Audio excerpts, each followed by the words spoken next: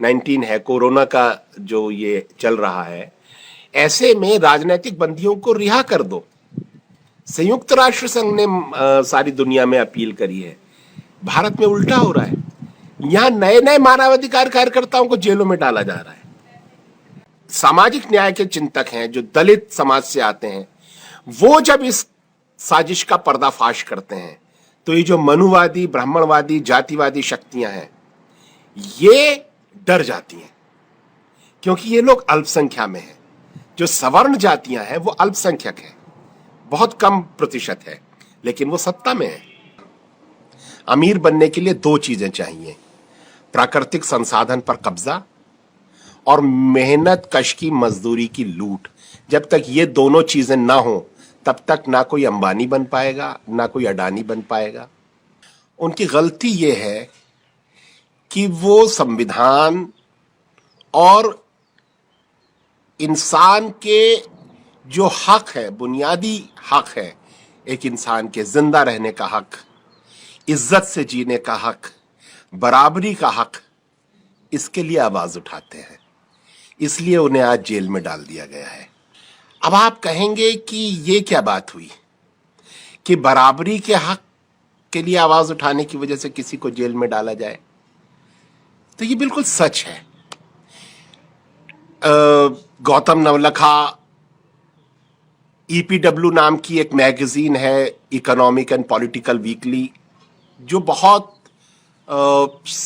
जिसका इज्जत से नाम लिया जाता है और जिसको देश के जाने माने पढ़े लिखे लोग जो नीति निर्माता हैं, बुद्धिजीवी हैं, वो पढ़ते हैं, उसके गौतम नवलखा संपादक रहे हैं।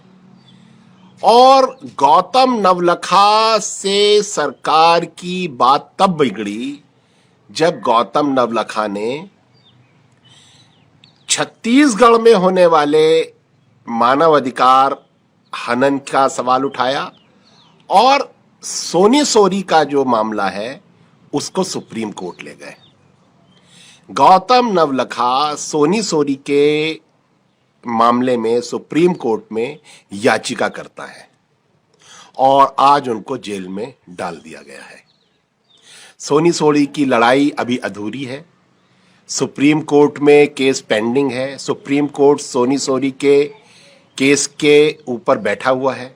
आपको मालूम है, सोनी सोरी एक आदिवासी सामाजिक कार्यकर्ता हैं और आदिवासियों के हक में आवाज उठाने की वजह से सोनी सोरी को पुलिस स्टेशन में ले जाकर बिजली के झटके दिए गए और उनके शरीर में, प्राइवेट पार्ट्स में पुलिस ने पत्थर भर दिए और उन्हें जेल में डाल दिया।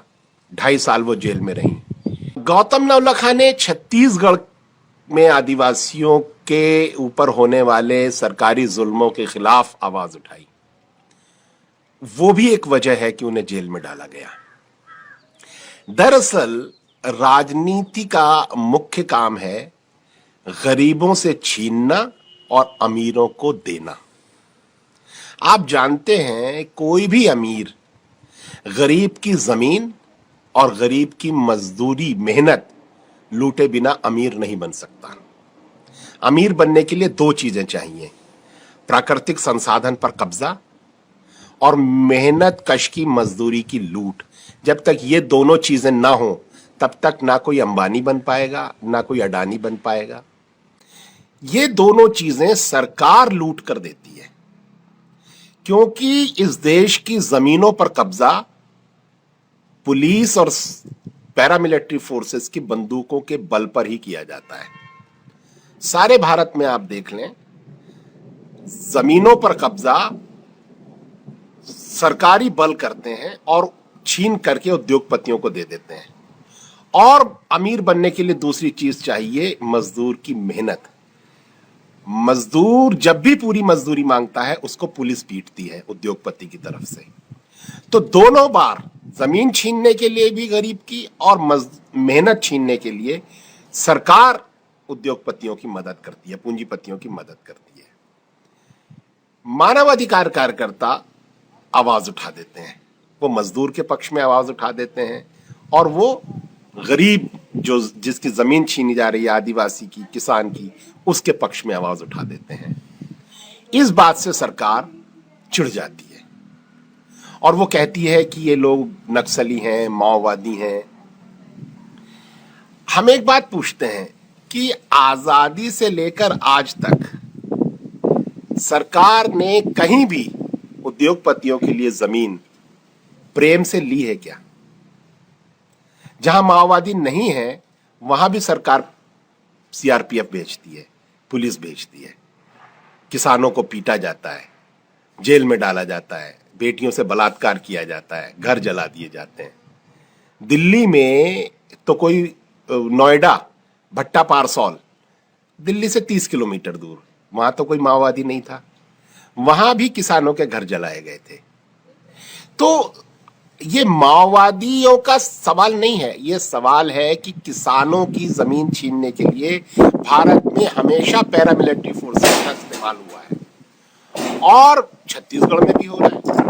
यहाँ माओवादी नहीं होते तो भी पैरामिलिट्री फोर्सेस आती और आदिवासियों की जमीनें ऐसे ही सीआरपीएफ के दम पर छीनी जाती। तो ये जो विकास का मॉडल है जिसमें गरीब की जमीन छीन लो, उसकी मेहनत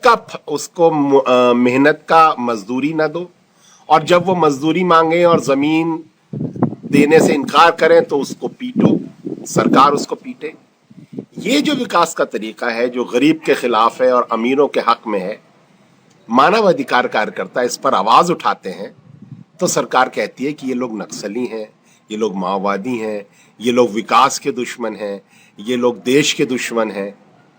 जबकि हमारा कहना यह है, जो हम सब का, चाहे वो विनायक सेन हो, चाहे वो गौतम नवलखा हो, चाहे सोनी सोरी हो, चाहे हम लोग हैं, हम सबका एक ही कहना है कि ये जो प्राकृतिक संसाधन है ये किसी पीढ़ी के लिए नहीं है।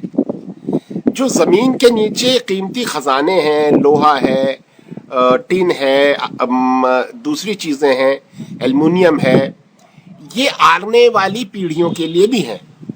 तो जितनी जरूरत है उसका आकलन करके खनन होना चाहिए। लेकिन सरकार क्या करती है, वो कंपनियों को ठेका दे देती है।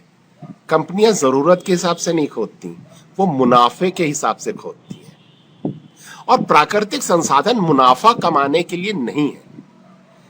जैसे ही हम ये बात कहते हैं, सरकार कहती है विकास का विरोध कर रहे हैं। हम कहते हैं हम विकास का विरोध नहीं कर रहे हैं, लेकिन किसका विकास? चंद पूंजीपतियों की तिजोरियां भरने के लिए हम आने वाले बच्चों के लिए रखा हुआ कीमती संसाधन आज क्यों खोद के फेंक दें?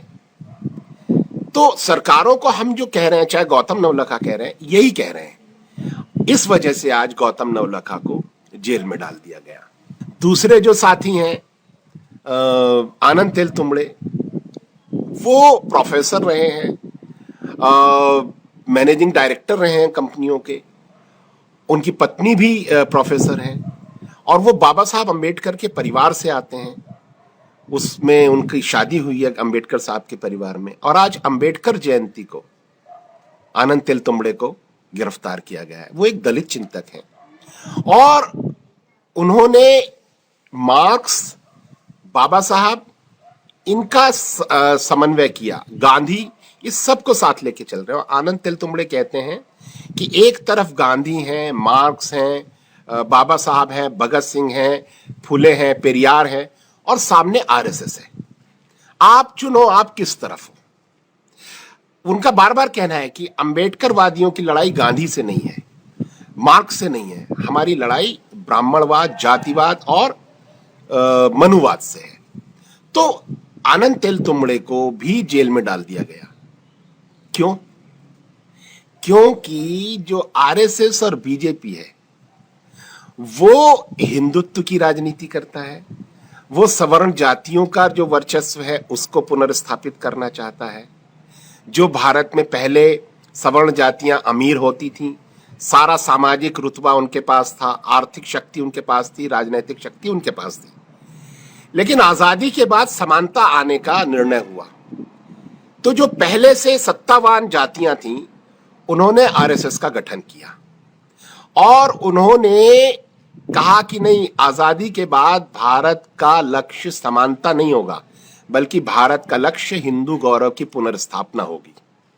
और भारत की राजनीति को सांप्रदायिकता की तरफ मोड़ दिया।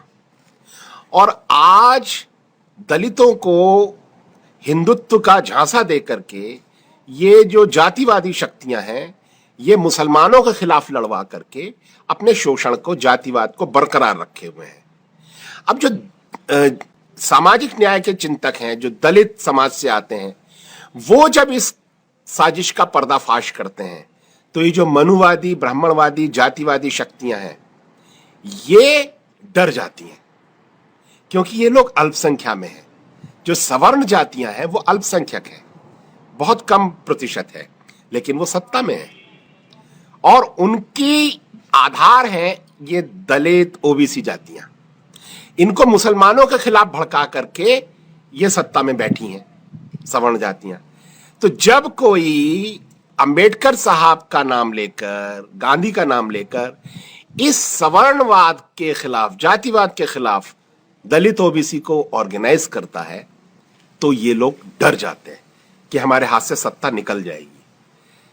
तो आनंद तेलतुंबड़े दलितों की सशक्त आवाज थे, दलित चेतना। और वो खाली दलितों के लीडर नहीं थे, वो सबके लिए, जो जितने भी न्याय और समानता के पक्ष में लोग हैं, उन सबके लिए वो लिखते थे और उनको सारी दुनिया में पढ़ा जाता था। तो आज उनको भी जेल में डाल दिया गया है। ये आज बहुत ही दुख का दिन है कि न्याय के लिए लड़ने वाले 2 लोगों को जेल में डाला गया है। हमारे बहुत सारे साथी जो 60 साल, 50 साल से ऊपर के, 60 साल से ऊपर के हैं, सुधा भारद्वाज हैं, बहुत सारे दोस्त हैं जो मानव अधिकारों के लिए जिन्होंने जिंदगी भर काम किया। सुधा भारद्वाज अमेरिका में पैदा हुई, लंदन में पढ़ाई की, जिंदगी भर मजदूरों के लिए छत्तीसगढ़ में काम किया, आज वो भी जेल में है। और जबकि सुप्रीम कोर्ट ने कहा है कि जो ये कोविड-19 है, कोरोना का जो ये चल रहा है, ऐसे में राजनीतिक बंदियों को रिहा कर दो। संयुक्त राष्ट्र संघ ने सारी दुनिया में अपील करी है। भारत में उल्टा हो रहा है, यहां नए नए मानवाधिकार कार्यकर्ताओं को जेलों में डाला जा रहा है। तो ये बहुत ही एक दमनकारी समय है, जहां पर समाज में गरीबों के लिए आवाज उठाने वाले, दलितों के लिए आवाज उठाने वाले, आदिवासियों के लिए आवाज उठाने वाले, इस देश के पर्यावरण के लिए आवाज उठाने वाले लोगों को, संविधान के पक्ष में आवाज उठाने वाले लोगों को जेल मिल रही है। और जो लोग दंगे करा रहे हैं, जो लोग तड़ीपार हैं, जो लोग अपराधी हैं, वह सत्ता में बैठे हुए हैं। और ये बहुत ही भयानक समय है जनता के लिए। इसको पहचानना होगा, जनता को पहचानना होगा। हम तो आवाज उठा सकते हैं, जनता को बता सकते हैं, फैसला तो जनता को करना है कि उसे मजहब के झूठे नारों में फंसकर अपने बुनियादी प्रश्नों को गर्त में डालना है या अपने बच्चों की जिंदगी बेहतर बनानी है। और जो लोग उनके अधिकारों का हनन कर रहे हैं, उन लोगों को सत्ता सौंपनी है, या जो उनके अधिकारों के लिए लड़ना है, उनके लिए आवाज उठानी है।